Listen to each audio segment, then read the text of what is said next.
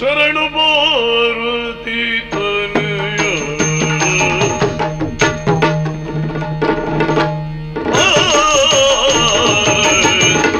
ಶರಣು ಪಾರ್ವತಿ ತನಯ ಲಂಬೋದರನೆ ವಿಘ್ನ ವಿನಾಶಕ ಲಂಬೋದರನೆ ವಿಘ್ನ ವಿನಾಶಕ ಪರಶು ಪಾಶಾಂಗಿತನಯ ಕರುಣಿಸು ಮದಿಗೆ ಮಂಗಲವ ಪರಶು ಪಾಶಾಂಗಿತನೆ ಕರುಣಿಸು ಮದಿಗೆ ಮಂಗಲವ ಶರಣು ಶರಣು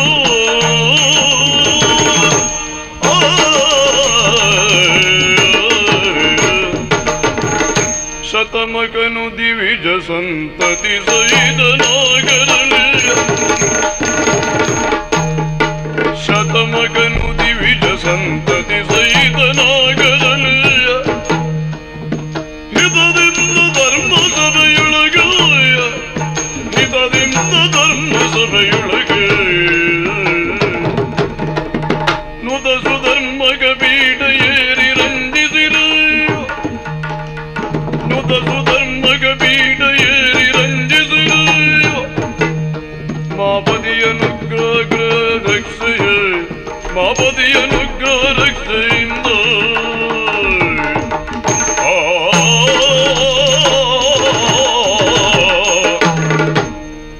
ಪ್ರಪಂಚದಲ್ಲೇ ಜನ್ಮವೆತ್ತಿದ ಜೀವಾತ್ಮರಿಗೆಲ್ಲ ಆತ್ಯಂತಿಕವಾದಂತಹ ಸಿದ್ಧಿಯ ಬಗ್ಗೆ ತುಡಿತ ಒಳಗೊಳಗೇ ಇರುತ್ತದೆ. ಅದಕ್ಕೆ ಅವರು ಅನುಸರಿಸುವುದು ಸಾಧನಾ ಮಾರ್ಗವನ್ನು. ಅಂಥ ಸಾಧಕರಿಗೆ ಚರಮಲಕ್ಷ್ಯವಾಗಿರುವುದು ನಮ್ಮ ಸ್ವರ್ಗ. ಈ ಸ್ವರ್ಗವನ್ನು ಪಡೆದವರು ಶಾಶ್ವತವಾಗಿ ಸ್ಥಾಯಿಯಾಗಿ ಇದನ್ನು ಯಾವತ್ತೂ ಅನುಸರಿಸುವುದಿಲ್ಲ.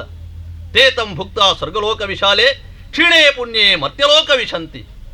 ಪುಣ್ಯ ಕ್ಷಯಿಸಿದಾಗ ಮತ್ತೆ ಮರ್ತ್ಯಲೋಕವನ್ನು ಹೋಗಿ ಅವರು ಸೇರಬೇಕು. ಆದರೆ ದೇವೇಂದ್ರನಾದಂತಹ ನಾನು ಆಗಲ್ಲ. ಶತಯಾಗಗಳನ್ನು ಮಾಡಿ ಆ ಮೂಲಕ ಸ್ಥಾಯಿಯಾಗಿ ಸ್ವರ್ಗದ ಪಟ್ಟಬೇಕು ಅಂತ ಬಂದವ. ಮೂರು ಮೂರ್ತಿಗಳ ಅನುಗ್ರಹದಿಂದ ಇದು ನನಗೆ ಲಭ್ಯವಾಯಿತು. ಆದರೆ ಏನು ಮಾಡೋಣ, ದಾಯಾದಿಗಳಾದಂತಹ ರಕ್ಕಸರಿಂದ ಪದೇ ಪದೇ ಸ್ವರ್ಗ ಚ್ಯುತನಾಗಬೇಕಾದಂತಹ ದುರ್ಯೋಗವು ನನಗೆ ಪ್ರಾಪ್ತವಾಯಿತು. ಆದರೆ ದೇವರ ಅನುಗ್ರಹದಿಂದ ಮತ್ತೆ ಇದನ್ನು ನಾನು ಪ್ರಾಪ್ತಿಸಿಕೊಂಡು ಇಲ್ಲಿ ಸುವ್ಯವಸ್ಥಿತವಾದಂತಹ ಒಂದು ರಾಜಕೀಯ ಆಡಳಿತವನ್ನು ನಡೆಸಿಕೊಂಡು ಬರ್ತಾ ಇದ್ದೇನೆ. ನಮ್ಮವರಾದಂತಹ ದೇವತೆಗಳೆಲ್ಲ ನನಗೆ ಸರಿಯಾದಂತಹ ರೀತಿಯಲ್ಲಿ ಸಹಕಾರವನ್ನು ಕೊಡ್ತಾ ಇದ್ದಾರೆ. ಸುಧರ್ಮ ಸಭೆಯ ಅಧ್ಯಕ್ಷನಾಗಿ ಲೋಕಾಧ್ಯಕ್ಷ ಪದವಿಯನ್ನು ಪಡೆದವ ನಾನು. ಹಾಗಾಗಿ ಲೋಕದ ಒಳಿತು ಕೆಡುಕುಗಳ ಬಗ್ಗೆ ಸದಾ ಗಮನವನ್ನಿಟ್ಟುಕೊಂಡು ಇರಬೇಕಾದಂತಹ ಕರ್ತವ್ಯ ಪ್ರಜ್ಞೆಯಲ್ಲಿ ನಾನಿರತಕ್ಕಂಥವ.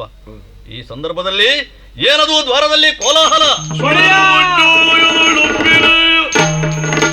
ಬರದಿ ಕಾಲ್ಗಿರ ಗುಪ್ತ ದಿವಿಜರು ಪರಿಭವದ ಕದನಗಳ ಹೊರೆಯೇ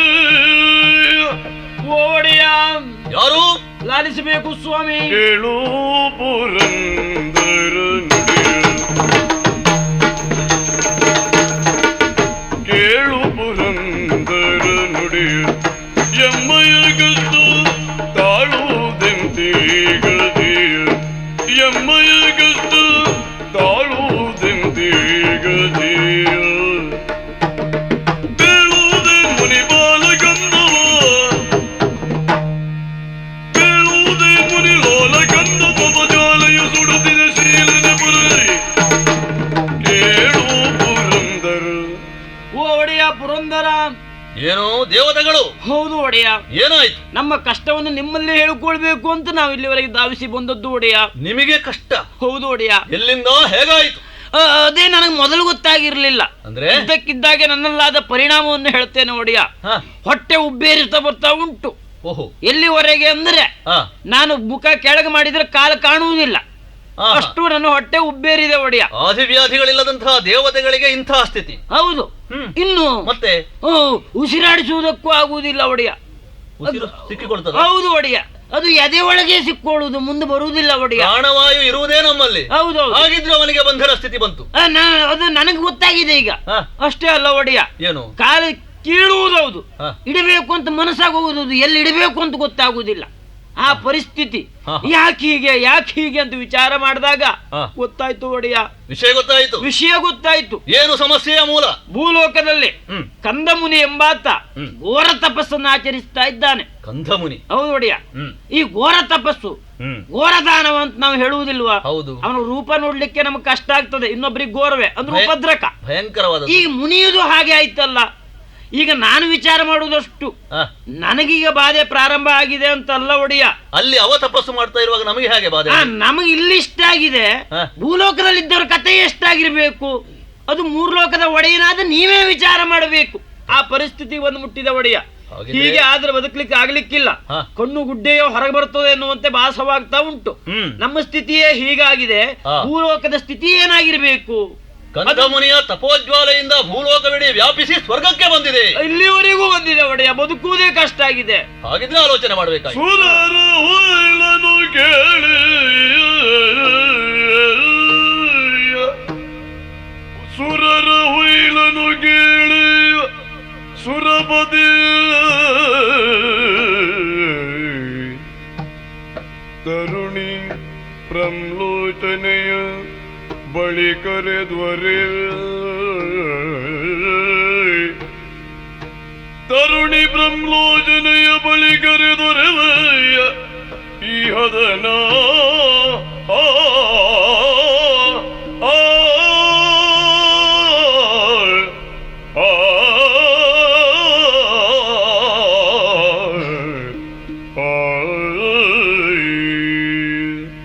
ದೇವತೆಗಳ ಅಳಲನ್ನು ನಾನು ಕೇಳಿದೆ. ಕೇಳಿ ಸುಮ್ಮನಿರುವುದಕ್ಕಾಗುವುದಿಲ್ಲ.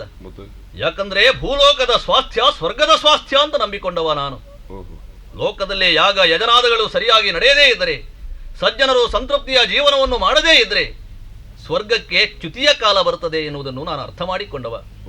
ಹಾಗಿದ್ರೆ ಲೋಕಾಧ್ಯಕ್ಷನ ನೆಲೆಯಲ್ಲಿ ನಾನೇನು ಮಾಡಬೇಕು? ನಮ್ಮವರನ್ನು ನಮ್ಮನ್ನು ಕಾಪಾಡಿಕೊಳ್ಳುವಂತಹ ದಾರಿಯನ್ನು ಹುಡುಕಬೇಕು. ಋಷಿಗಳ ತಪಸ್ಸಿನಿಂದ ಸ್ವರ್ಗಕ್ಕೆ ಬಾಧೆ ಬಂದದ್ದು ಇದು ಮೊದಲೇನೂ ಅಲ್ಲ, ಈ ಹಿಂದೆಯೂ ಸಾಕಷ್ಟು ಆಗಿದೆ. ಆ ಹೊತ್ತಿನಲ್ಲಿ ಬಲಪ್ರಯೋಗಕ್ಕಿಂತ ಹೆಚ್ಚಾಗಿ ನಾವು ಬುದ್ಧಿ ಪ್ರಯೋಗವನ್ನು ಮಾಡಿದ್ದು. ಈಗಲೂ ಅದನ್ನೇ ಮಾಡಬೇಕು. ಈ ಕಂದಮುನಿ ಮಹಾಹಠಯೋಗಿ ಅಂತ ನನಗೆ ಚೆನ್ನಾಗಿ ಗೊತ್ತಿದೆ. ಅವನನ್ನು ಬಹಿರ್ಮುಖನನ್ನಾಗಿ ಮಾಡಬೇಕಾಗಿದ್ರೆ, ತಪಸ್ಸಿನಿಂದ ಚ್ಯುತನಾಗುವಂತೆ ಮಾಡಬೇಕಾಗಿದ್ರೆ ಅವನಲ್ಲಿ ಇಂದ್ರಿಯ ವಾಸನೆಯನ್ನು ಮೂಡಿಸಬೇಕು. ಅದಕ್ಕೆ ಹೆಣ್ಣಿಗಿಂತ ಬೇರೆ ಉಪಾಯ ಬೇರೆ ಏನೂ ಇಲ್ಲ. ನಮ್ಮಲ್ಲಿದ್ದಾರಲ್ಲ ಅಪ್ಸರೆಯರು ಬೇಕಾದಷ್ಟು ಮಂದಿ, ರಂಭೆ, ಊರ್ವಶಿ, ಮೇನಕೆ, ಘೃತಾಚಿಯೇ ಮೊದಲಾದವರು. ಅವರೆಲ್ಲರನ್ನೂ ಈಗ ಬಳಸಿಕೊಳ್ಳುವುದಲ್ಲ. ಅದಕ್ಕಿಂತಲೂ ನನಗೆ ಈ ಸಂದರ್ಭಕ್ಕೆ ಅನುಕೂಲವಾಗಿರತಕ್ಕಂಥ ಒಬ್ಬಳ ಅಪ್ಸರೆ ಇದ್ದಾಳೆ, ಪ್ರಮ್ಲೋಚನೆ ಅಂತ ಅವಳ ಹೆಸರು.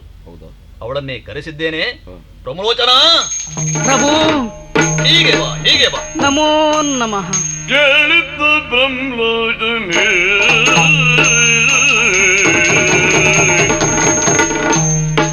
ಕೇಳಿದ್ದ ಬ್ರಹ್ಮಲೋಚನೆಯ ಕಂದಮುನಿ ಬಾಳನೆ ತನದವನೇ, ಕಂದಮುನಿ ಬಾಳನೆ ತನದವನೇ.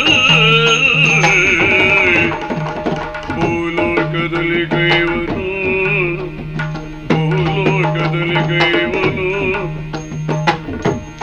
ತಪದುರಿಗೆ ಹಾಳಾಗುತ್ತಿಯದರೇನೋ.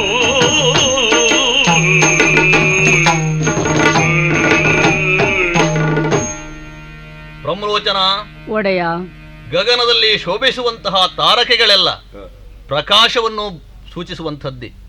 ಅದರಲ್ಲಿಯೂ ಚಂದ್ರನ ಪ್ರಭೆ ಅದು ಬೇರೆ. ನಮ್ಮೆಲ್ಲ ಅಪ್ಸರೆಯರ ಮಧ್ಯದಲ್ಲಿ ಬಹಳಷ್ಟು ರೂಪಸಿ ಅಂತ ಹೆಸರುವಾಸಿಯಾದವಳು ನೀನು. ಸ್ವರ್ಗದ ಕೆಲಸಕ್ಕಾಗಿ ತನ್ನನ್ನು ಒಡ್ಡಿಕೊಳ್ಳುವುದಕ್ಕೆ ಹಿಂದೆ ಮುಂದೆ ನೋಡುವವಳು ನೀನಲ್ಲ. ಹಾಗಾಗಿ ನಿನ್ನಿಂದ ಬಹುದೊಡ್ಡವಾದಂತಹ ಒಂದು ಕೆಲಸ ಆಗಬೇಕಾದದ್ದರಿಂದ ಈ ಕಡೆಗೆ ನಿನ್ನನ್ನು ಬರಮಾಡಿದೆ. ಅದೇನು ಪ್ರಭು?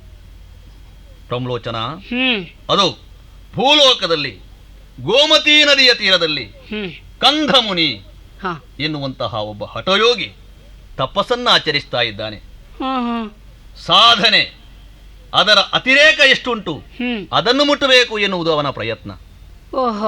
ಅವನ ಆತ್ಮೋದ್ಧಾರಕ್ಕಾಗಿ ಇತರರಿಗೆ ಉಪದ್ರವವನ್ನ ಕೊಡ್ತಾ ಇದ್ದಾನೆ.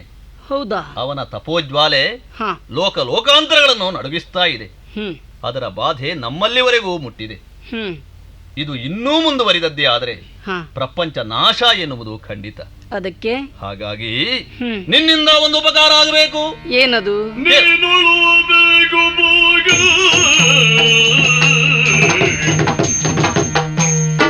ನೀನುಳುವಬೇಕು ಭೋಗಿಯ ಕೆಲವಿಗೆ ತಾನೆ ವಸವಾದ ಯೋಗಿಯ ಕೆಲವಿಗೆ ತಾನೆ ವಸವಾದ ಯೋಗಿಯ ಏನನಯನೆಯದಿರಲಿ ಏನನಯನೆಯದಿರಲಿ ವರದು ಬ್ರಹ್ಮಾನದಲ್ಲಿ ಬ್ರಹ್ಮೋದನೆ ವರದು ಬ್ರಹ್ಮಾನದಲ್ಲಿ ಬ್ರಹ್ಮೋದನೆ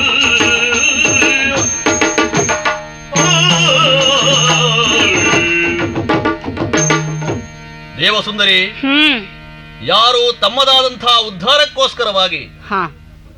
ನಿರಂತರ ಕಾರ್ಯಕ್ರಮಗಳನ್ನು ಮಾಡ್ತಾ ಇದ್ದಾರೋ ಹ್ಮ್ ಅವರಲ್ಲಿ ಹ್ಮ್ ಅವರದ್ದೇ ಆದಂತಹ ಸ್ವಾರ್ಥ ಮನೆ ಮಾಡಿಕೊಂಡಿರುತ್ತದೆ. ಹೌದು. ಇನ್ನೊಬ್ಬರ ಬಗ್ಗೆ ಅವರು ಯೋಚಿಸುವುದಿಲ್ಲ. ಇಲ್ಲ.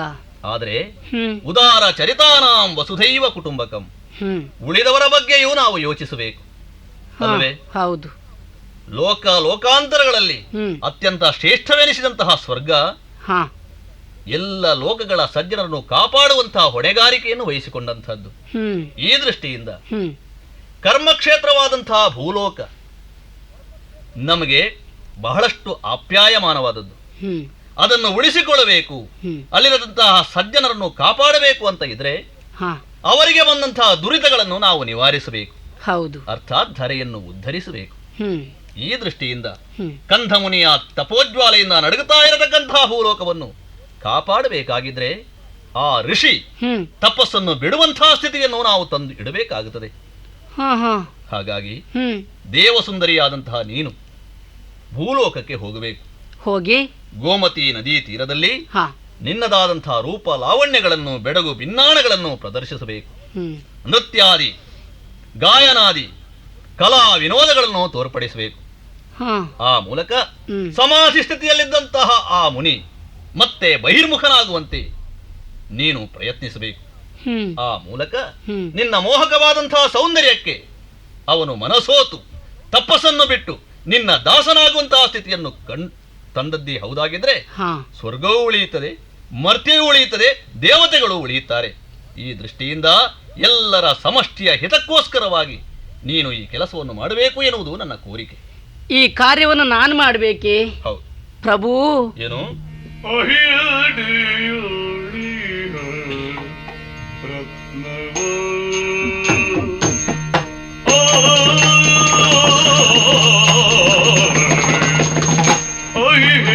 ಅಹಿಯಡಿಯೋಳಿಹ ರತ್ನವ ಅಹಿಯಡಿಯೋಳಿಹ ರತ್ನವ ಕೇಸರಿಯ ಗುಹಯೋಳಿಯ ಸುದಯ ಘಟವ ಕೇಸರಿಯ ಗುಹಯೋಳಿಯ ಸುದಯ ಘಟವ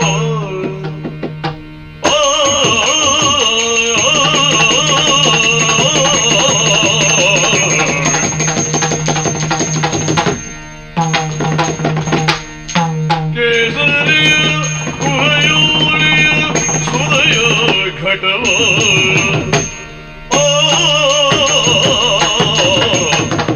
ವಿಹಿತವೇ ಪಡೆವಾಸೆಯು ವಿಹಿತವೇ ಪಡೆವಾಸೆಯು ವಿಹಿತವೇ ಪಡೆವಾಸೆಯು ತಪ ಭಂಗ ಹೌದು ಕೇಳಿಗೆ ಹೇತುವು ತಪ ಭಂಗ ಹೌದು ಕೇಳಿಗೆ ಹೇತುವು ವಿಹಿತವೇ ವಿಹಿತವೇ ಹೌದು ಕೇಳಿಗೆ ಹೇತುವು ತಪ ಭಂಗ ಹೌದು ಕೇಳಿಗೆ ಹೇತುವು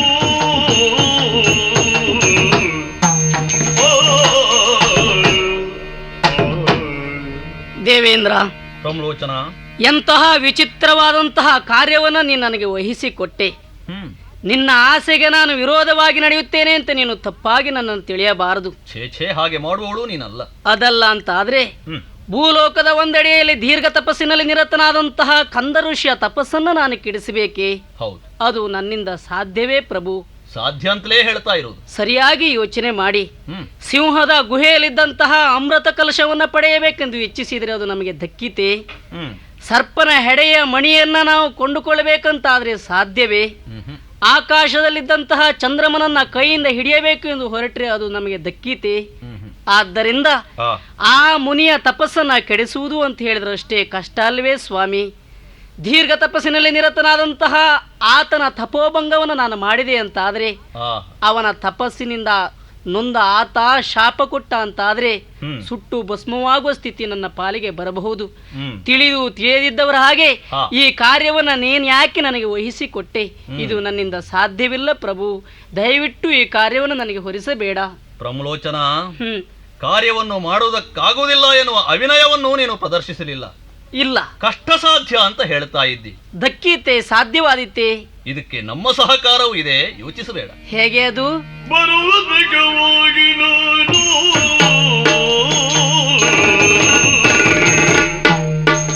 ಬರುವುದಕ್ಕಾಗಿ ನಾನು ನಮ್ಮೊಡನೆ ತ್ವರನು ತಾನೈತರುವುದು ನಮ್ಮೊಡನೆ ತ್ವರನು ತಾನೈತರುವುದು ಬರಿದಾಗೆ ಬೀದಿ ನಿನಗೆ ಬರಿದಾಗೆ ಬೀದಿ ನಿನಗೆ ವರವಾನು ತರುಣಿ ಮೋಹದ ಜಾಲಕ್ಕೆ ಬಸವನ್ ತರುಣಿ ಮೋಹದ ಜಾಲಕ್ಕೆ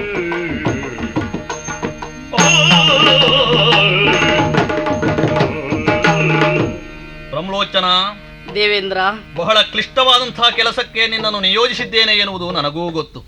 ಹಾ, ಮೃಗರಾಜನಾದಂತಹ ಸಿಂಹನ ಗುಹೆಗೆ ಹ್ಮ್ ಹೋಗಬೇಕಾಗಿದ್ರೆ 8 ಎದೆ ಬೇಕು. ಅಲ್ವಿ?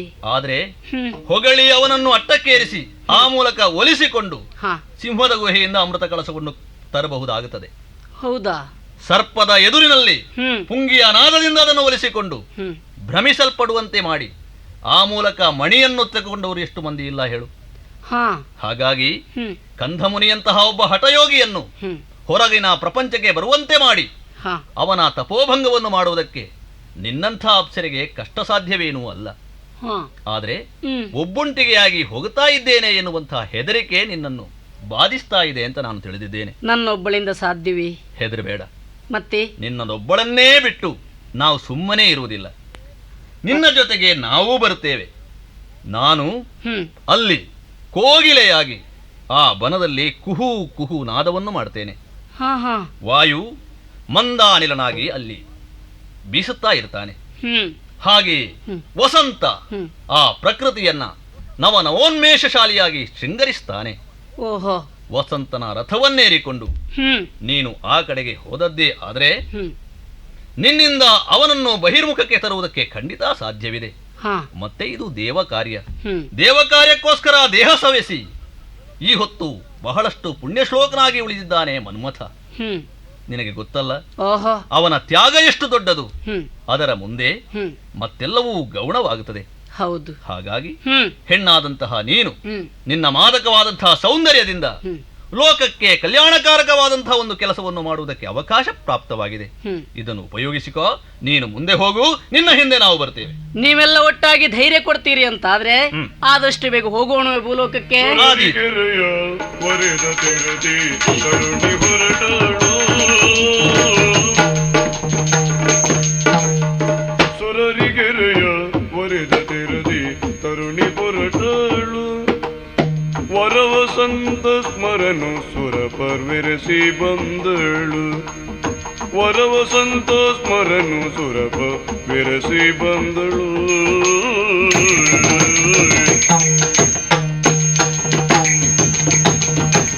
ವರವಸಂತ ಸ್ಮರನು ಸುರಪ ಬೆರಸಿ ಬಂದಳು ವರವಸಂತ ಸ್ಮರನು ಸುರಪ ಬೆರಸಿ ಬಂದಳು ಋತುಗಳ ರಸ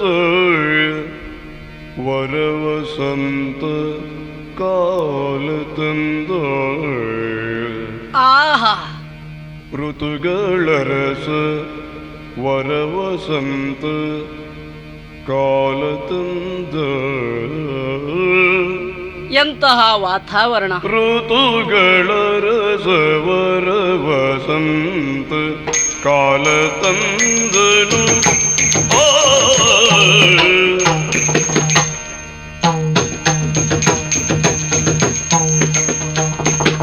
ಋತುಗಳ ರಸ ವರ ವಸಂತ ಕಾಲ ತಂದನು.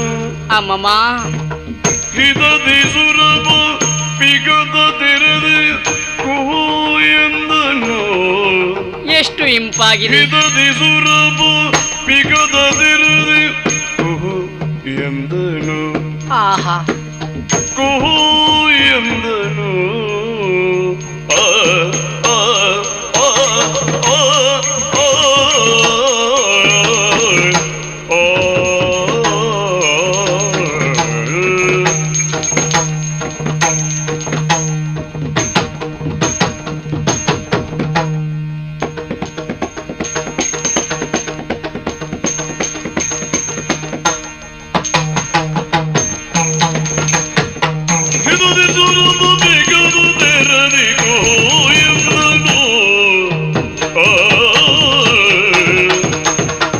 ಚತನದಿಂದ ಮಾರಸುಮದ ಶರವ ಕೂಡಲು.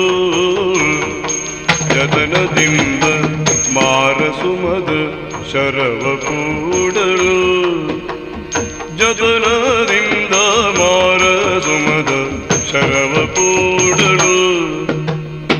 ರತಿ ವಿಲಾಸದಿಂದ ರತಿ ವಿಲಾಸದಿಂದ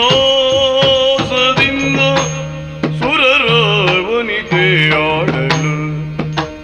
ರತಿ ವಿಲಾಸದಿಂದ ಸುರರ ವನಿತೆಯಾಡಲು.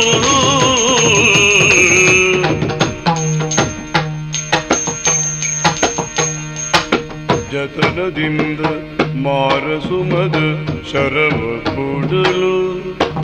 ಶರವ ಕೂಡಲು. ರಥ ವಿಲಾಸದಿಂದ ಸುರರ ವನಿತೆಯಾಡಲು.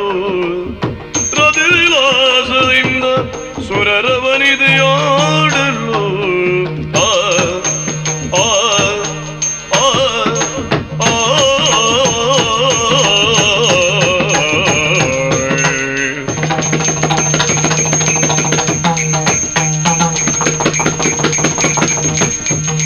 ಋತುಗಳ ರಸವರ ವಸಂತ ಕಾಲ ತಂದನು. ಕುಹು ಎಂದನು. ಆಹಾ, ಅದೆಷ್ಟೋ ವರ್ಷ ತಪಸ್ಸಿನಲ್ಲಿ ಕುಳಿತ ಈತನ ತಪಸ್ಸಿನ ಜ್ವಾಲೆಯಿಂದ ಈ ಪರಿಸರಗಳೆಲ್ಲ ಕರಟಿ ಕಮರಿ ಹೋಗಿದೆ. ಆದ್ದರಿಂದ ಮಾರುತನ ಸಹಾಯದಿಂದ, ಆ ಬಳಿಕ ವಸಂತನ ಸಹಾಯದಿಂದಲೂ ಪರಿಸರ ನಿರ್ಮಾಣವಾಯಿತು ಅಂತಾಯಿತು. ಇನ್ನೇನು ಒಂದೆಡೆಯಲ್ಲಿ ಸ್ಮರನು ಬಾಣ ಬಿಡಲೇ ಎಂದು ನನ್ನಲ್ಲಿ ಕೇಳುತ್ತಿದ್ದಾನೆ. ಪರಿಸರಗಳನ್ನು ನಿರ್ಮಾಣ ಮಾಡಿಕೊಂಡೇ ಇಂಪಾದ ಗಾನದಿಂದ ತಪಸ್ಸಿನಲ್ಲಿ ಕುಳಿತಂತಹ ಈತನನ್ನು ನನ್ನತ್ತ ಕಡೆ ಆಕರ್ಷಿಸಿಕೊಂಡು ಆಮೇಲೆ ನೋಡಿ ಅದೇನದು? ಅನಿಮಿಷರ ಕೃತ್ರಿಮದೆ ವಿಷಯವೋಸನರಯಿತು. ಮುನಿಯೋಶ್ರಮವು ಲಲಿತ ರಂಗಸ್ಥಳಮಾಗ. ಮುನಿಯೋಶ್ರಮವು ಲಲಿತ ರಂಗಸ್ಥಳಮಾಗ. ಮನುಮತನ ಶರದಿಗೆ ಬೆಚ್ಚಿ. ಮನುಮತನ ಶರದಿಗೆ ಬೆಚ್ಚಿ. ಏನಿದು? ಬೆಚ್ಚಿ ಯಾಕೆ ಹೀಗಾಗ್ತಾ ಇದೆ? ಮುನಿಬೋತ್ತಮನು ಕಂಡೆರೆದ ಸುರರ ಸೋದತಿ ಚೆಲುವ ಕಂಡನು.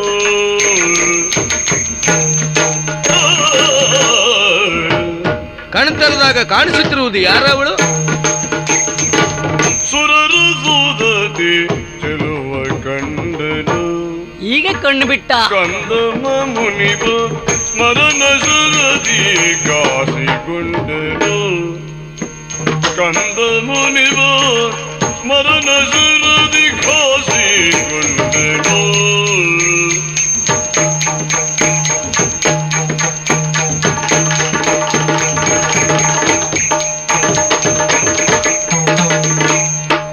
ಕಂದ ಮುನಿಬ ಸ್ಮರಣ ಶರದಿ ಕಾಸಿಗೊಂಡನು.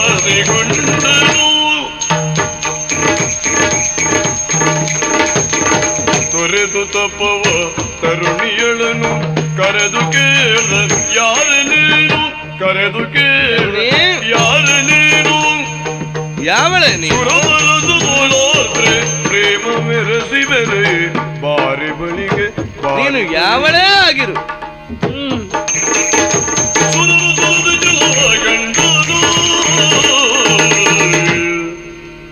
ಪುರದ್ರೂಪಿಣಿ ಯುವತಿ, ಓ ತಪಶ್ಚರ್ಯೆಯಲ್ಲಿ ನಾನು ನನ್ನನ್ನು ತೊಡಗಿಸಿಕೊಂಡಿದ್ದೆ.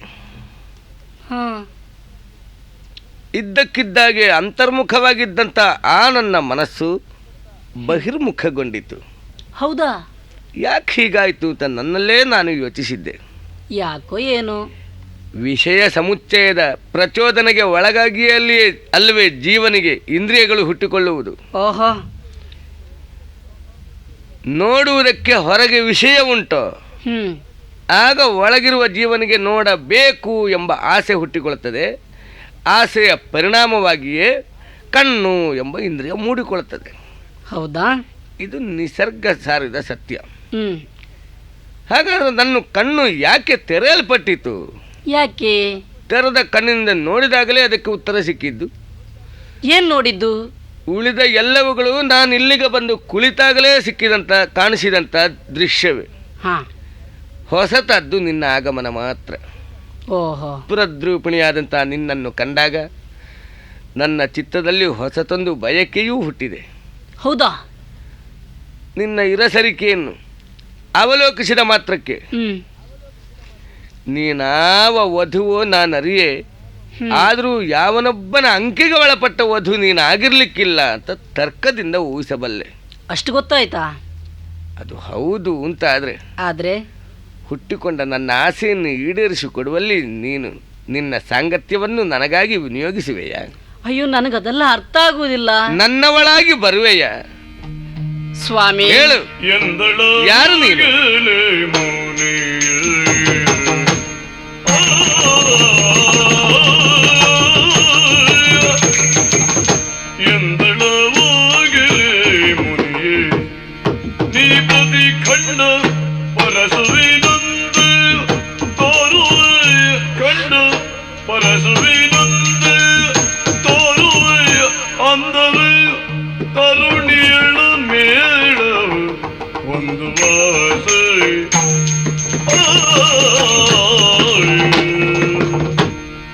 ಮಹಾಮುನಿಯೇ, ಓ, ತಪ್ಪಾಗಿ ನನ್ನನ್ನು ನೀವು ತಿಳಿಯಬಾರದು.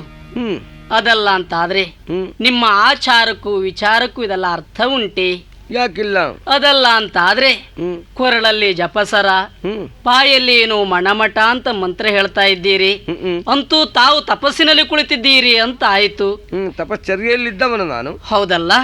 ಹೀಗಿದ್ದು ನನ್ನನ್ನ ಕಂಡ ಬಳಿಕ ನನ್ನವಳಾಗಿ ಬರುತ್ತೀಯಾ ಅಂತ ತಾವು ಪ್ರಶ್ನಿಸುತ್ತಿದ್ದೀರಲ್ಲ, ದಯವಿಟ್ಟು ತಾವು ಹೀಗೆ ಕೇಳಬಾರದು.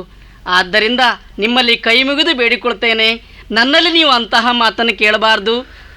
ಓ ಸುರಸುದತಿ, ಭೃಗುವಂಶೋದ್ಭವನಾದಂತ ಈ ಕಂದ ಮಹರ್ಷಿ ಬಯಸಿದಾಗಲೂ ಅದನ್ನು ನಿರಾಕರಿಸುತ್ತಿರುವೆಯಲ್ಲ. ತಪಸ್ಸಿನ ಬಗೆಗೆ ನಾನು ಕೈಗೊಂಡ ಧೋರಣೆ ಇಷ್ಟೇ. ನಿನ್ನಂಥವಳ ಸಾಂಗತ್ಯ ಸುಖಕ್ಕಿಂತ ಮಿಗಿಲಾದಂತಹ ಸುಖ ನನ್ನ ತಪಶ್ಚರಣೆಯಿಂದ ನನಗೆ ಖಂಡಿತ ಸಿಗಲಾರದು. ಆದ್ರಿಂದ ಹೇಳ್ತೇನೆ, ಬಾ, ನನ್ನವಳಾಗಿ ಬಾ. ಬರುವುದಿಲ್ಲವೆಂದಾದ್ರೆ ನಾನು ಬಿಡುವವನು ಅಲ್ಲ. ನೀವು ಹೇಳ್ತೀರಿ ಅಂತ ನಾನು ಬಂದೇ ಬಿಡ್ತೇನೆ. ಭಲ ಆಯ್ತು. ಭಲ ಭಲ.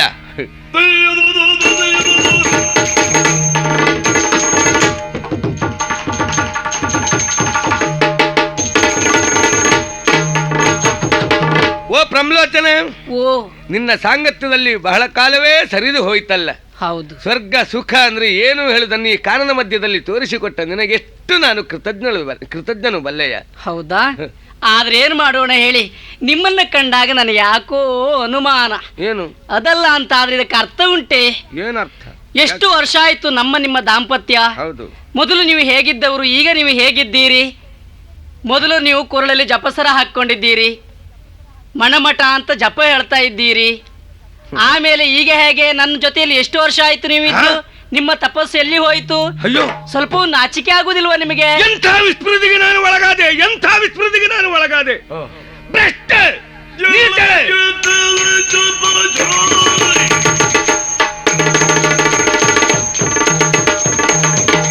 ಎಳಗದವಿ ಜಪ ಜಾರಿ ಪಾಪದಿ ಎಳಗೆ ಹರಿಯದೆ ವಾಸಿ ಕೈದ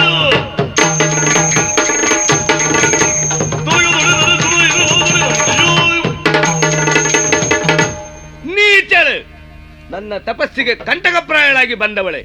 ತೊಲಗಾಚೆ. ಅಯ್ಯಯ್ಯೋ. ಇನ್ನು ನನಗೂ ನಿನಗೂ ಯಾವ ರೀತಿಯ ಸಂಬಂಧವೂ ಉಳಿಯುವ ಹಾಗಿಲ್ಲ. ಹೊರಟೋಗು, ಹೊರಟೋಗು. ಅಯ್ಯೋ ಅಯ್ಯೋ ಅಯ್ಯೋ, ಋಷಿಯ ಕೋಪಾಗ್ನಿಗೆ ಒಳಗಾಗಬಾರದೆಂಬ ಕಾರಣದಿಂದ ಓಡಿ ಬಂದೆ. ಬರುತ್ತಿದ್ದಂತೆ ನನ್ನ ಗರ್ಭ ಶಾವಾಗಿ ಹೋಯ್ತಲ್ಲ. ಶ್ರವಿಸಲ್ಪಟ್ಟಂತಹ ಈ ದ್ರವ್ಯವನ್ನು ಕಾಣುವಂತಹ ಮರಕ್ಕೆ ಅಂಟಿಸಿ ನನ್ನ ಲೋಕಕ್ಕೆ ನಾನು ತೆರಳಿ ಬಿಡ್ತೇನಂತೆ.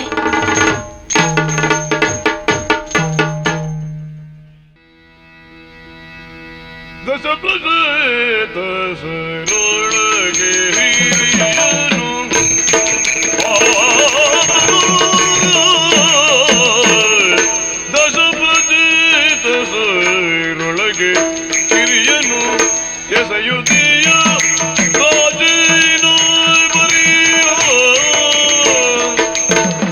ದಸಯನು ಆಳಿನ ಪ್ರಭು ತನುಜ ಸುತ ಹಸನ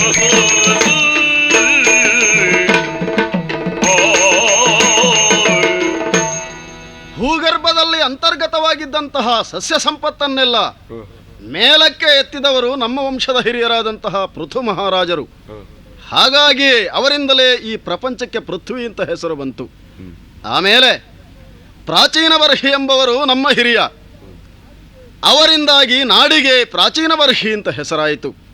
ಸದ್ಯ ಅವರ ಮಕ್ಕಳಾದಂತಹ 10 ಮಂದಿ ಪ್ರಚೇತಸರು ನಾವು ಈ ಪ್ರಾಚೀನ ಬರ್ಹಿಯ ಆಳ್ವಿಕೆಯನ್ನು ಬಹಳ ಸುಸ್ಥಿರವಾಗಿ ಸುದೃಢವಾಗಿ ಮಾಡುತ್ತಾ ಬಂದಿದ್ದೇವೆ.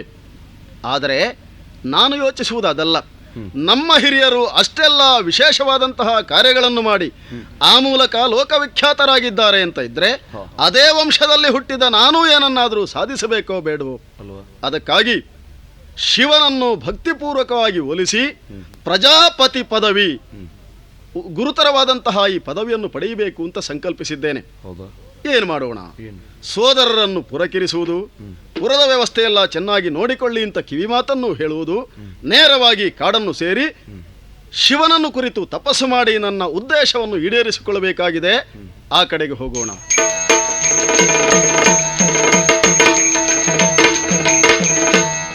ಇಳೆ ಪುರಾಂತಕ ನಿಡಿಲ ನೇತ್ರ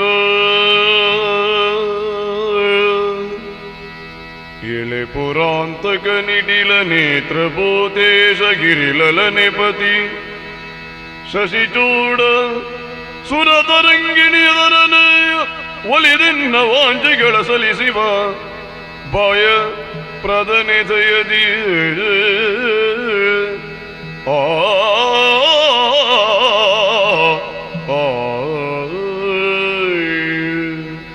ಜಯ ಜಯ ಜಯ ಜಯ ಜಯ ಜಯ ಶಂಕರ ರುಂಡಮಾಲ. ಲೋಕದ ಎಲ್ಲವರಿಗೂ ಒಳಿತನ್ನು ಮಂಗಲವನ್ನು ಮಾಡುವ ಯೋಗ್ಯತಾ ಸಂಪನ್ನ ನೀನು ಎಂಬ ನೆಲೆಯಲ್ಲೇ ನಿನ್ನನ್ನು ಶಂಕರ ಅಂತ ಜಗತ್ತು ಗುರುತಿಸ್ತಾ ಇದೆ. ಸ್ವಾಮಿ, ನನ್ನ ಮನಸ್ಸಿನ ಅಭೀಷ್ಟವನ್ನು ಈಡೇರಿಸಿಕೊಳ್ಳುವುದಕ್ಕಾಗಿ ಭಕ್ತಿಪೂರ್ವಕವಾಗಿ ನಿನ್ನನ್ನು ತಪಸ್ವೀಕರಿಸುತ್ತಾ ಇದ್ದೇನೆ. ಒಲಿದು ಬಾ ತಂದೆ, ಒಲಿದು ಬಾ.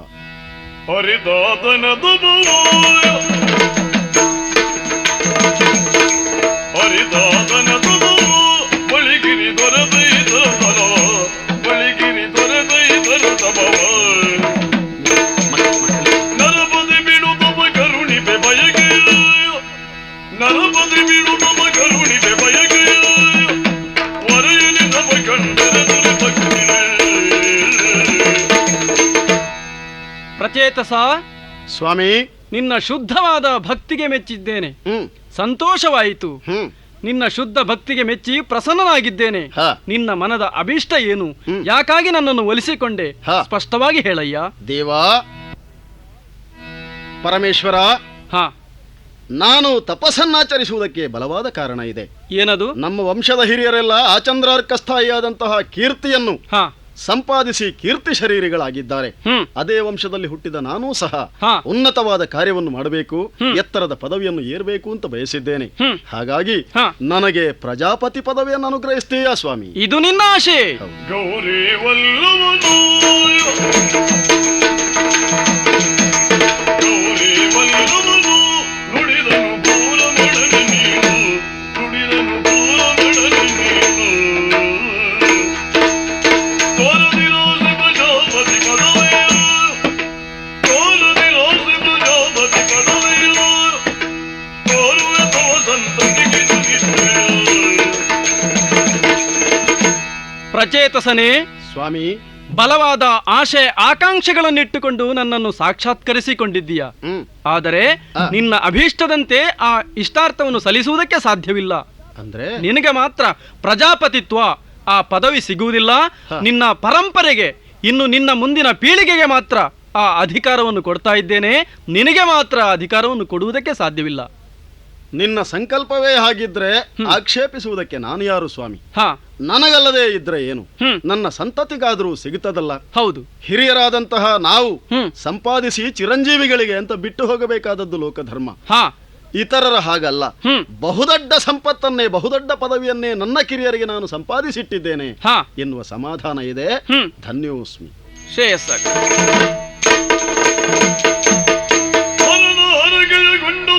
ಪುರದಡೆಗೆ ಬರುತ್ತಿರ ಬೆಳದಿಯ ಮರವು ತರುಲದ ಕಾಡುಗಳು ಕಾಡುದ ರೋಜಲಿ.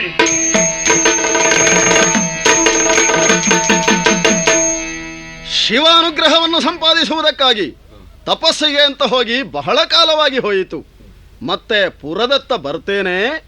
ಏನು ಆಶ್ಚರ್ಯ ಇದು! ಭೂಮಿಯಿಂದ ವ್ಯೋಮವನ್ನೇ ಚುಂಬಿಸುವಂತಹ ವೃಕ್ಷಗಳೆಲ್ಲ ಬೆಳೆದಿದ್ದಾವಲ್ಲ. ಎಲ್ಲಿ ನೋಡಿದರೂ ಕಾಡು, ಬಳ್ಳಿ, ಗಿಡ, ಮರ. ಛೀ, ಹೀಗಾಗಿದೆ ಅಂತಂದ್ರೆ ನಮ್ಮ ನಾಡೇ ಕಾಡಾಗಿ ಹೋಯಿತೆ ಹೇಗೆ? ಬಿಡಬಹುದೇ? ಕಾಡನ್ನು ಕಾಡಾಗಿ ಉಳಿಯುವುದಕ್ಕೆ ಬಿಡಬಹುದೇ? ಸರ್ವನಾಶವಾಗಬೇಕು.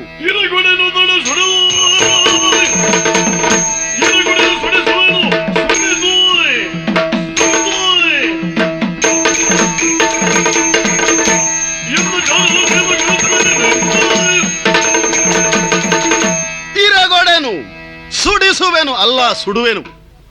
ಆಳುಗಳಲ್ಲಿ ಮಾತ್ರ ಆಜ್ಞಾಪಿಸುವುದಲ್ಲ, ಸ್ವಯಂ ನಾನು ಈ ಕಾರ್ಯದಲ್ಲಿ ಉದ್ಯುಕ್ತನಾಗಬೇಕಾಗಿದೆ. ಎತ್ತರವಾಗಿ ಬೆಳೆದಿರುವಂತಹ ಮರಗಳನ್ನೆಲ್ಲ ಬುಡವೂ ಉಳಿಯದ ಹಾಗೆ ಚೆನ್ನಾಗಿ ಕಡಿಸಿ, ಆಮೇಲೆ ಬೆಂಕಿಯನ್ನು ಕೊಡಿಸಿ ಇಡೀ ಕಾಡನ್ನೇ ಸುಟ್ಟು ಬಿಡ್ತೇನೆ. ಅಯ್ಯೋ ಅಯ್ಯೋ, ಧರಣಿ ಮರುಳರ ತೆರದಲ್ಲಿ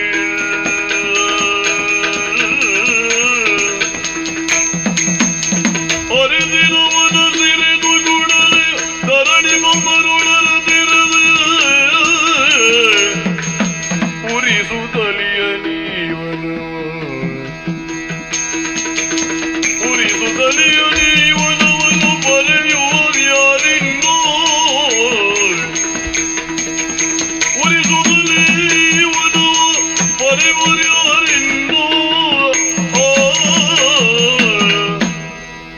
ಅಯ್ಯೋ, ಇದೇನು ಆಶ್ಚರ್ಯವಿದು! ದಶ ದಿಕ್ಕುಗಳನ್ನು ವೀಕ್ಷಿಸಿದವಾಗ ಇಡೀ ಸಸ್ಯ ಸಂಪತ್ತೇ ಸರ್ವನಾಶವಾಗುತ್ತಾ ಇದೆ. ಪ್ರಾಚೀನ ಬರ್ಹಿಯ ಪ್ರಭುವಾದಂತಹ ದಶ ಪ್ರಚೇತಸರು ಒಟ್ಟಾಗಿ ಇಡೀ ವನದ ಸರ್ವನಾಶವನ್ನು ಮಾಡ್ತಾ ಇದ್ದಾರಲ್ಲ. ಬೆಂಕಿ ಕಟ್ಟು ಸುಡುತ್ತಾ ಇದ್ದಾರೆ, ದೊಡ್ಡ ದೊಡ್ಡ ಮರಗಳನ್ನೆಲ್ಲ ಕಡಿಯುತ್ತಾ ಇದ್ದಾರೆ. ಒಂದೆಡೆಯಲ್ಲಿ ನೋಡಿದವಾಗ ಪ್ರಾಣಿ, ಪಶು, ಪಕ್ಷಿಗಳೆಲ್ಲ ಈ ಕಾಡನ್ನು ಬಿಟ್ಟು ದೂರ ಸರಿಯುತ್ತಾ ಇವೆ. ಹಾವುಗಳೆಲ್ಲ ವಿಲನೆ ಒದ್ದಾಡಿ ಸಾಯುತ್ತಾ ಇವೆ. ಹೀಗಾಗಬಾರದು. ಎಷ್ಟೋ ಅಮೂಲ್ಯವಾದಂತಹ ಗಿಡ ಮೂಲಿಕೆಗಳೆಲ್ಲ ಸರ್ವನಾಶವಾಗುತ್ತಾ ಉಂಟಲ್ಲ. ಹೀಗಾಗಬಾರದು. ವನದೇವಿಯಾದಂತಹ ನಾನು ಏನಾದರೂ ಉಪಾಯವನ್ನು ಮಾಡಿ ಇದನ್ನು ಸಂರಕ್ಷಿಸಲೇಬೇಕು. ಅಷ್ಟು ಮಾಡದೇ ಇದ್ರೆ ನನ್ನ ದೈವತ್ವಕ್ಕೆ ಇದು ಕೊರತೆ. ಆದ್ದರಿಂದ ಯಾರು ಅಂತ ಯೋಚಿಸಿದವಾಗ ಇದಕ್ಕೆ ಪರಿಹಾರವೊಂದುಂಟು. ಆ ಚಂದ್ರನನ್ನೇ ಭಕ್ತಿಯಿಂದ ಪ್ರಾರ್ಥಿಸ್ತೇನೆ. ಜಯ ಜಯ ಜಯ ಜಯ ಜಯ ಜಯ.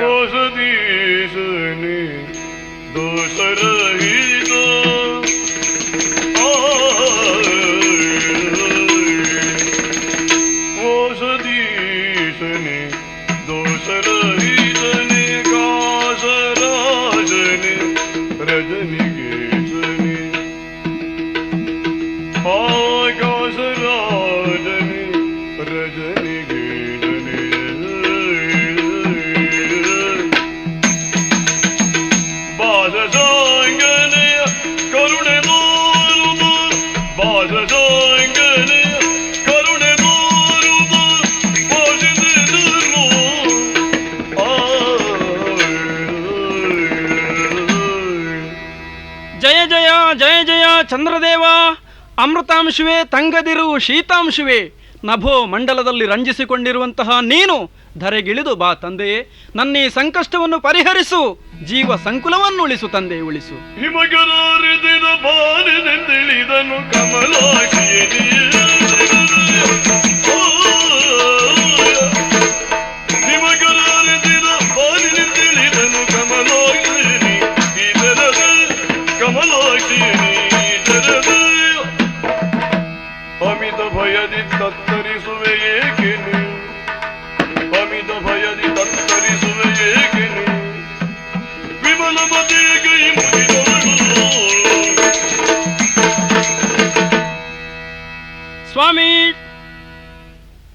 ಒಂದು ಸ್ಥಾನವನ್ನು ಕಲ್ಪಿಸಿದರು ನನಗೆ.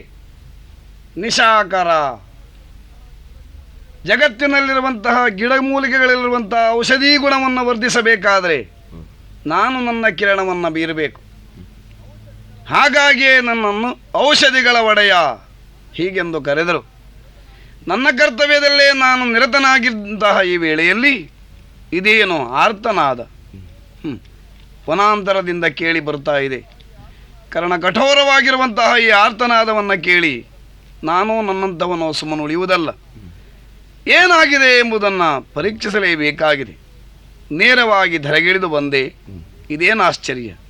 ಓ ವನದೇವತೆಯೇ, ಸ್ವಾಮಿ ತಮ್ಮ ಚರಣ ಕಮಲಗಳಿಗೆ ವಂದಿಸಿಕೊಂಡಿದ್ದೇನೆ. ನಿನ್ನ ಆರ್ತನಾದವನ್ನು ಕೇಳಿಯೇ ಧರೆಗಿಳಿದು ಬರಬೇಕಾಯಿತು. ಏನಾಯ್ತು ಸ್ವಾಮಿ? ಯಾಕೆ ಈ ದುಃಖ? ನಡೆದಂತಹ ಘಟನೆ ಕಾಣುತ್ತಾ ಉಂಟಲ್ಲ. ಕುಳತನದಲ್ಲಿ ಪ್ರಚೇತಸರಾಜನು ಆಳಸಗಿದ ನೋಡಿವನವ. ಕುಳತನದಲ್ಲಿ ಪ್ರಚೇತಸರಾಯನು ಆಳಸಗಿದ ನೋಡಿವನವ. ಬೇಡುವುದೆಂದ ನೂರಿಯುವುದಲಿದೆ, ಬೇಡುವುದೆಂದ ನೂರಿಯುವುದಲಿದೆ, ಕರುಣಾಳುವೆ ಸಲಹುವೆ ಎನ್ನಲು. ಬೇಡುವುದೆಂದ ನೂರಿಯುವುದಲಿದೆ, ಕರುಣಾಳುವೆ ಸಲಹುವೆ ಎನ್ನಲವನು. ಸ್ವಾಮಿ ವನದೇವಿ, ಈ ಪ್ರಪಂಚದ ಸಕಲ ಚರಾಚರ ಜೀವಿಗಳಿಗೂ ಕೂಡ ಹೊಸ ಚೇತನವನ್ನು, ಹೊಸ ಉತ್ಸಾಹವನ್ನು ಉಂಟು ಮಾಡುವಂತಹ ಪ್ರಭು ನೀನು. ನನ್ನ ಕರೆಗೆ ಹೋಗೊಟ್ಟು ಧರೆಗೆಳಿದು ಬಂದೆಯಾ ತಂದೆಯೇ? ಸಂತೋಷವಾಯಿತು. ನೋಡಿ, ಪ್ರಾಚೀನ ಬರ್ಹಿಯ ಪ್ರಭು ಆದಂತಹ ದಶ ಪ್ರಚೇತಸರು ಇಡೀ ಕಾಡಿನ ಸಂಪತ್ತನ್ನೇ ನಾಶ ಮಾಡುತ್ತಾ ಇದ್ದಾರೆ. ಕಾಡಿಗೆ ಬೆಂಕಿ ಕೊಟ್ಟು ಸುಡುತ್ತಾ ಇದ್ದಾರೆ. ಹೀಗೆ ವನದ ಸರ್ವನಾಶ ಆಯಿತು ಅಂತಾದರೆ ಸಮಸ್ತ ಪ್ರಾಣಿ ಪಕ್ಷಿಗಳಿಗೆ ಮನೆಯಂತಿರುವ ಈ ವನವೇ ಹೋಯ್ತಲ್ಲ. ಮಾತ್ರವಲ್ಲ, ಅಮೂಲ್ಯವಾದಂತಹ ಔಷಧಿಗಳೆಲ್ಲ ಇಲ್ಲಿ ನಾಶವಾಗುತ್ತಾ ಇವೆ. ಇದನ್ನು ಸಂರಕ್ಷಿಸಬೇಕು. ಪ್ರಚೇತಸನಿಗೆ ಬುದ್ಧಿವಾದವನ್ನು ಹೇಳಬೇಕು. ನಡೆಯುವಂತಹ ಘಟನೆಯಿಂದ ನನ್ನನ್ನು ಪಾರು ಮಾಡಬೇಕು ಅಂತ ಪ್ರಾರ್ಥಿಸ್ತಾ ಇದ್ದೇನೆ. ಅರ್ಥವಾಯಿತು ನಿನ್ನ ಆರ್ತನಾದ. ಈ ಜಗತ್ತನ್ನು ಸಂರಕ್ಷಿಸುವಲ್ಲಿ ನಮಗೂ ಹೊಣೆ ಉಂಟು. ಹೌದು, ಆದ್ರಿಂದಲೇ ನೀನು ಕರೆದದ್ದು ಅಂತ ಅರ್ಥವಾಯಿತು. ಇನಿದು ಕೇಳು ಸಜೀಕಾದರೆ ಜನಮ ನೀತಿಯ ಕಟ್ಟಿ ನಡೆಯುವೆ. ಅಬ್ಬಾ ಒಲಿದ ನೀಳು ಕಲಿರು ಶಾಂತಿಯಾಗಿರುವೆ.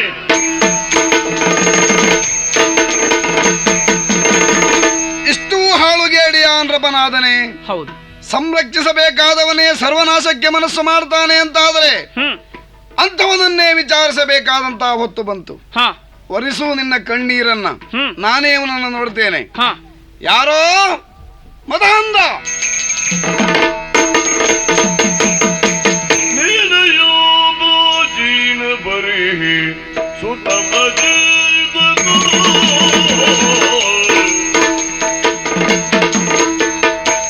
ನೀನೆಯೋ ಬಾಜಿನ ಬರಿಹಿ ಸುತ ಪ್ರಚೇತನು, ಸುತ ಪ್ರಚೇತನು.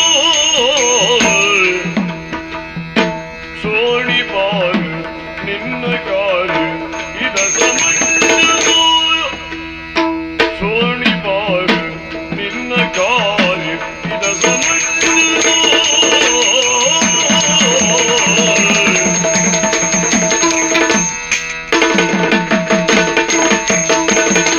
ಕಾನನವನ್ನು ಕಡಿದು ಸುಡುವ ಕಾಯ ನಿಲ್ಲಿಸು. ಕಾನನವನ್ನು ಕಡಿದು ಸುಡುವ ಕಾಯ ನಿಲ್ಲಿಸು. ಹಾನಿ ಪಡಿಸಲಲ್ಗೆ ತರದೆ ಯಶವ ಸಾಧಿಸು.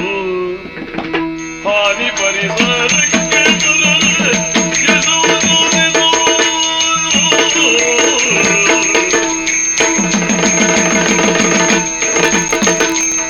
ನೀನೆಯೋ ಪ್ರಾಚೀನ ಬರಿಹಿ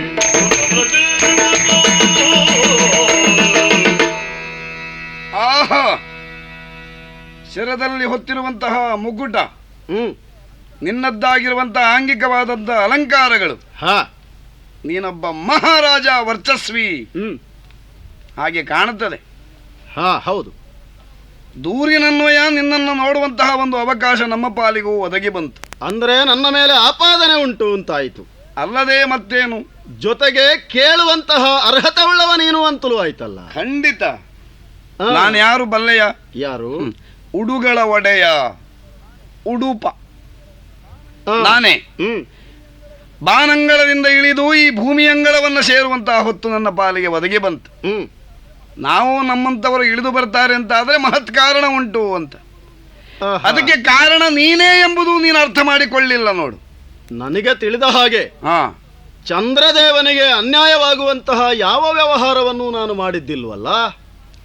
ನೀನು ಚಂದ್ರದೇವನಿಗೆ ಅನ್ಯಾಯ ಮಾಡುವಂತಹ ಯಾವ ಕಾರ್ಯವನ್ನು ಮಾಡದೇ ಇದ್ರು ಈ ಭೂಮಿಗೆ ದೊಡ್ಡ ಅನ್ಯಾಯ ಮಾಡ್ತಾ ಇದ್ದಿ. ಭೂಪತಿಯಾದ ನನ್ನಿಂದ ಭೂಮಿಗೆ ಅನ್ಯಾಯವಾಯಿತು. ಅಲ್ಲದೆ ಮತ್ತೇನು? ಏನು? ಬ್ರಾಹ್ಮಣೋಸ್ಯ ಮುಖಮಾಸೀತ್ ಬಾಹು ರಾಜನ್ಯಕೃತಃ ಊರು ತದೇಶ ಯದ್ವೈಶ್ಯಂ ಪದ್ಭ್ಯಾಂ ಶೂದ್ರೋ ಜಾಯತಃ.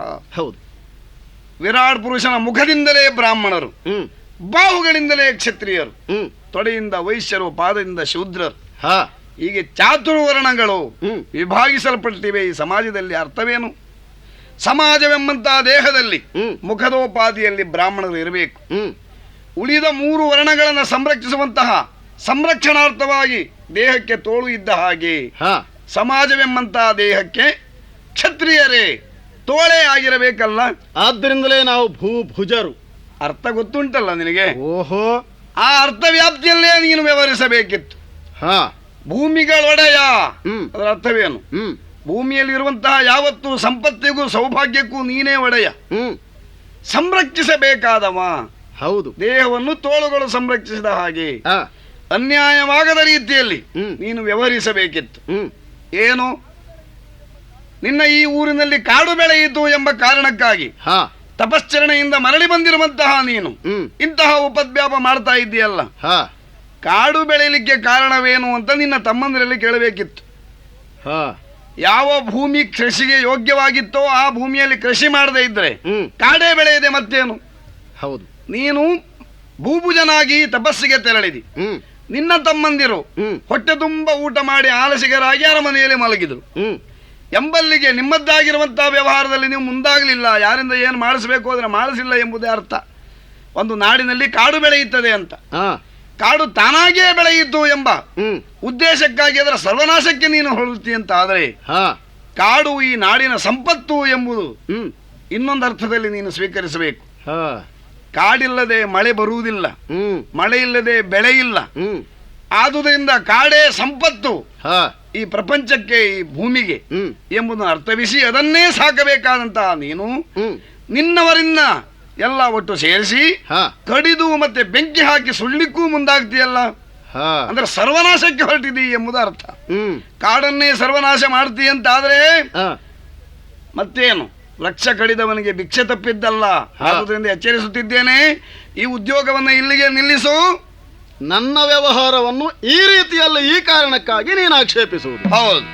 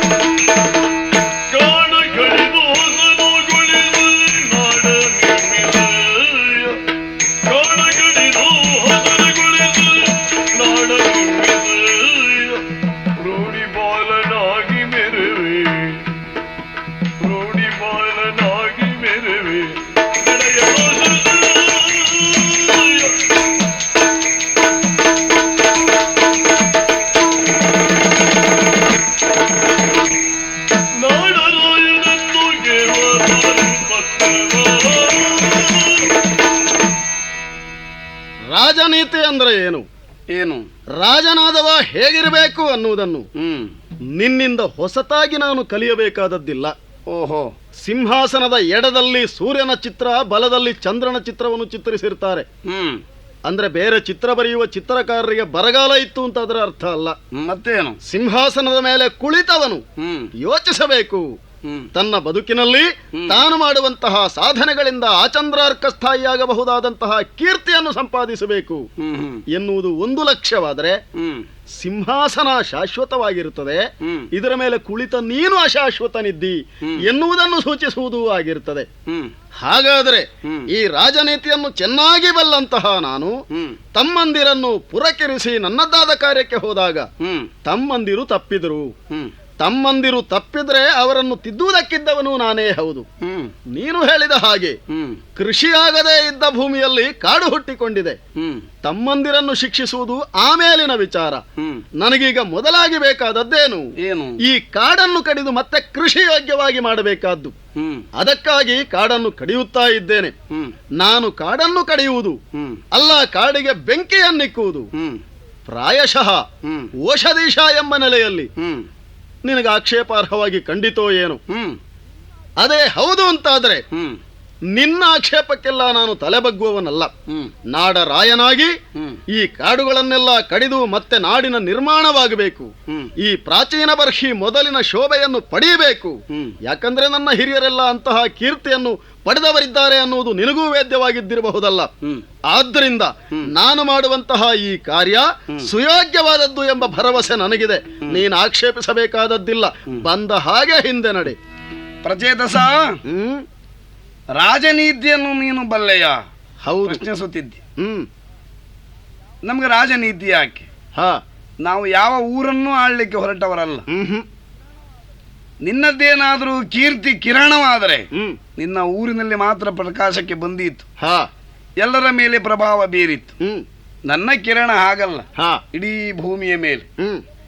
ಆದ್ರಿಂದ ಈ ಭೂಮಿಯಲ್ಲಿ ಇರಬಹುದಾದಂತಹ ಔಷಧಿಗಳ ಔಷಧಿ ಗಿಡಗಳ ಔಷಧಿ ಗುಣವನ್ನು ವರ್ಧಿಸುವಂತಹ ವಿಶೇಷವಾದಂತಹ ವರದಾನ ನನ್ನ ಕಿರಣಗಳಿಗುಂಟು. ಆದ್ರಿಂದಲೇ ಹೇಳ್ತೇನೆ, ಅದನ್ನ ಸಂರಕ್ಷಿಸಬೇಕಾದ್ದು ನನಗೂ ಕರ್ತವ್ಯ. ವಿರಾಟ್ ಪುರುಷನನ್ನು ಹೊಗಳಿದ್ರು. ಚಂದ್ರಮ ಮನಸೋಜ್ಜಾತ, ಮನಸ್ಸಿನಿಂದ ಚಂದ್ರ, ಚಕ್ಷೋ ಸೂರ್ಯೋಜಾಯತಃ, ಮುಖಾಂದಿಂದ್ರಾಚ್ಛಾಗ್ನಿಚ್ಚ ಪ್ರಾಣದ್ವಾಯುರಜಾಯತಃ.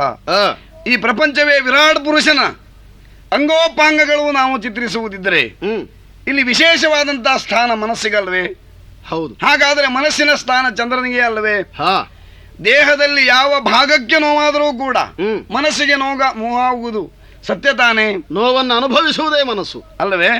ಹಾಗಾದ್ರೆ ಆ ಅನುಭವಿಕವಾದಂತಹ ಸತ್ಯದಿಂದ ಹೇಳ್ತೇನೆ, ನೀನು ಈ ಭೂಮಿಯಲ್ಲಿ ನೀನು ಮಾಡುತ್ತಿರುವಂತಹ ಈ ಕರ್ತವ್ಯದಲ್ಲಿ ಅದು ನಿನ್ನ ಕರ್ತವ್ಯವೆಂದು ನೀನು ಪರಿಪಾಲಿಸಿದ್ರು ಅದು ಇನ್ನೊಬ್ಬರಿಗೆ ಮಾನಸಿಕವಾದಂತಹ ವೇದನೆಯನ್ನು ಉಂಟು ಮಾಡುತ್ತದೆ ಎಂಬುದನ್ನ ರಾಜನೀತಿ ಬಲ್ಲವ ನೀನು ಅರ್ಥ ಮಾಡಿಕೊಳ್ಳಬೇಕು. ತಾನು ಬದುಕಬೇಕು, ಹೌದು, ಇನ್ನೊಬ್ಬನನ್ನ ಬಾಳಗೊಡಬೇಕು ಎಂಬುದು. ವನದೇವತೆಯೇ ದೂರಿದ್ದಾಳೆ, ಅವಳು ನಮ್ಮಲ್ಲಿ ಒಬ್ಬಳು. ಈ ವನಾಂತರದ ಸಂರಕ್ಷಣೆ ಅವಳ ಕೈಗೆ ಒಪ್ಪಿಸಿದಂತಹ ಒಂದು ನಿಯಮ. ಹಾಗೆ ಪರಿಪಾಲಿಸುತ್ತಿರುವಂತಹ ಅವಳ ಇರವನ್ನೇ ನೀನು ನಾಶಗೊಳಿಸ್ತಿ ಎಂಬಲ್ಲಿಗೆ ವನ ಉಳಿಯುವುದೆಂತು? ವನಧಿ, ಸಮುದ್ರವನ್ನು ಹಾಗೆ ಹೇಳಿದರು. ಸಮುದ್ರದಲ್ಲಿ ಅಮೋಘವಾದಂತಹ ರತ್ನಗಳ ರಾಶಿಯೇ ಇದೆ ಎಂದು. ಈ ವನಾಂತರದಲ್ಲಿಯೂ ಹಾಗೆ ಮನುಷ್ಯನಿಗೆ ಬೇಕಾದಂತಹ ಅಮೂಲ್ಯ ಸಂಪತ್ತು ಈ ವನದಲ್ಲಿ ಕೂಡಿಕೊಂಡಿದೆ. ಆದುದರಿಂದಲೇ ಹೇಳ್ತೇನೆ, ಈ ಪ್ರಪಂಚದಲ್ಲಿ ಮನುಷ್ಯನಷ್ಟು ಸ್ವಾರ್ಥಿಗಳು ಮತ್ಯಾರೂ ಇಲ್ಲ. ಈ ಪೃಥ್ವಿ ಏನು ಕೊಡುತ್ತದೆ ಅದೆಲ್ಲವೂ ಮನುಷ್ಯನಿಗೆ ಬೇಕು. ಹುಲ್ಲು ಕಡ್ಡಿಯಿಂದ ವಜ್ರದವರೆಗೂ ಆತ ಅಪೇಕ್ಷಿಸುತ್ತಾನೆ ಎಂಬುದನ್ನು ನಾವು ಅವಲೋಕಿಸಿದವರು. ನೀನು ಸ್ವಾರ್ಥಿಯಾಗಬೇಡ, ಶಾಂತ ಚಿತ್ತನಾಗು, ಮಾಡಿದ ತಪ್ಪನ್ನು ಒಪ್ಪಿಕೋ. ಇಗೋ ನಿನ್ನ ಹಿರಿಯರು ಈ ಭೂಮಿಯ ಸಮತೋಲನವನ್ನು ಕಾಪಾಡಿದವರು, ಧರ್ಮಾಧರ್ಮಗಳ ವಿವೇಚನೆ ಇದ್ದವರು. ಹೇಳಿಕೊಂಡಿದ್ದೀಯಲ್ಲ ನೀನು ಮೊದಲೇ, ನಮ್ಮ ಹಿರಿಯರು ಕೀರ್ತಿ ಸಂಪನ್ನರು ಎಂದು. ಹೌದು, ಅದೇ ಪ್ರತು ಮಹಾರಾಜನಿಂದಲೇ ಪೃಥ್ವಿ ಅಂತ ಹೆಸರು ಬಂತು. ಹೌದು, ಪ್ರಾಚೀನ ಬರ್ರಿಯಿಂದಲೇ ಈ ಊರಿಗೆ ಹೆಸರು ಬಂತು. ನಮ್ಮ ಅಪ್ಪ ಅವರು ಅಭಿಮಾನ ಉಂಟು ನಮಗೆ. ಅವರಿಬ್ಬರ ಹೆಸರನ್ನು ಕೆಡಿಸುವಂತಹ ಈ ಸರ್ವನಾಶಕ್ಕೆ ನೀನು ಮನಸ್ಸು ಮಾಡಬೇಡ, ಶಾಂತನಾಗು. ಮನುಷ್ಯತ್ವ ಕಲಿಸ್ತೀಯೇನೋ ನನಗೆ.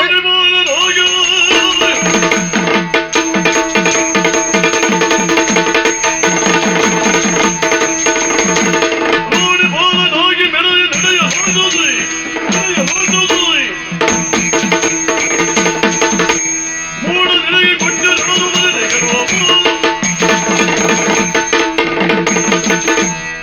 ವ್ಯಕ್ತಿತ್ವಕ್ಕೆ ಹಲವು ಮುಖಗಳಿರ್ತಾವೆ.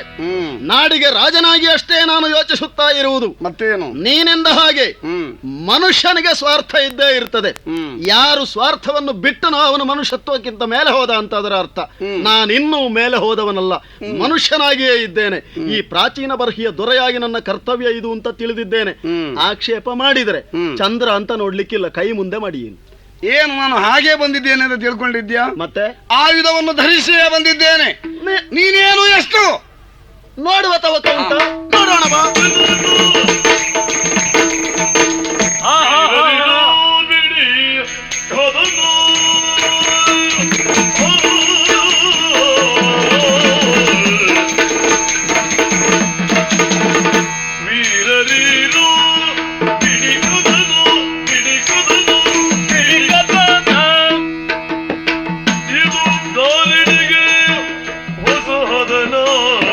ಖಂಡಿತ ಹೌದಯ್ಯ.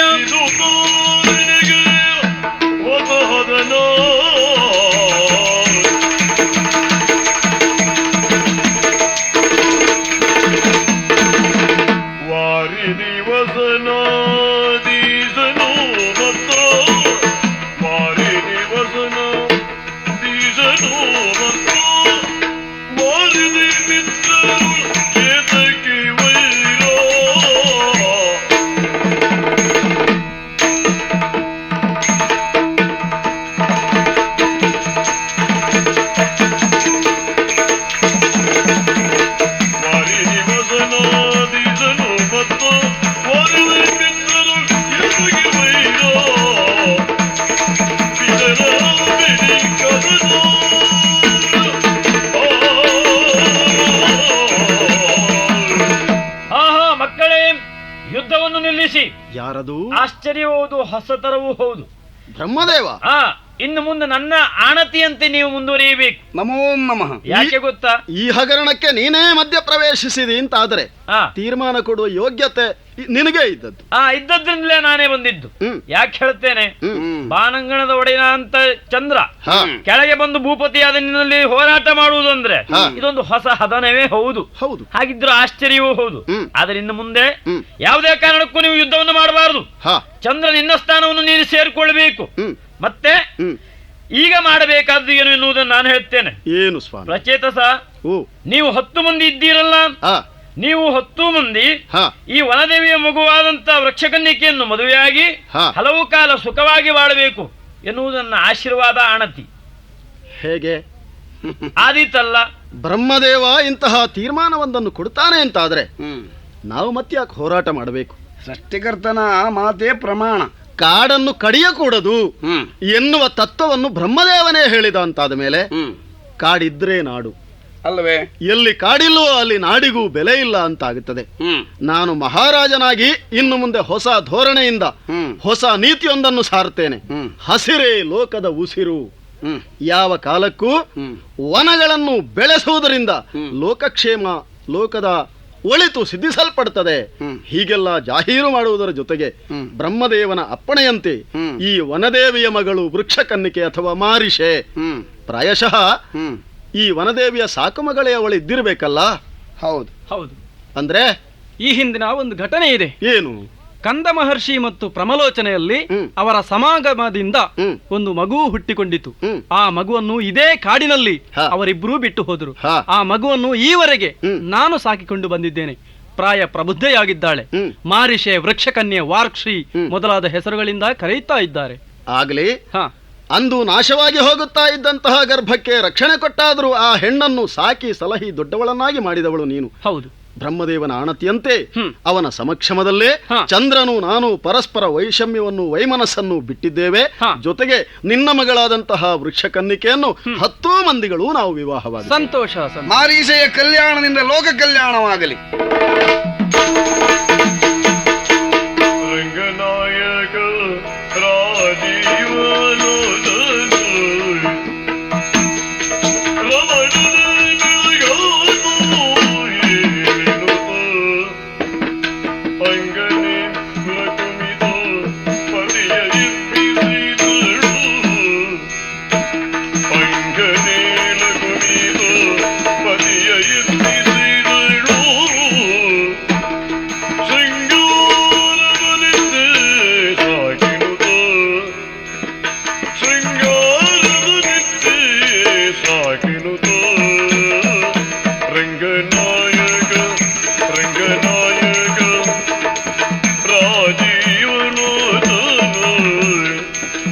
ಮನನಿ ಬೆಳಗಾಕು ಏಳಿನ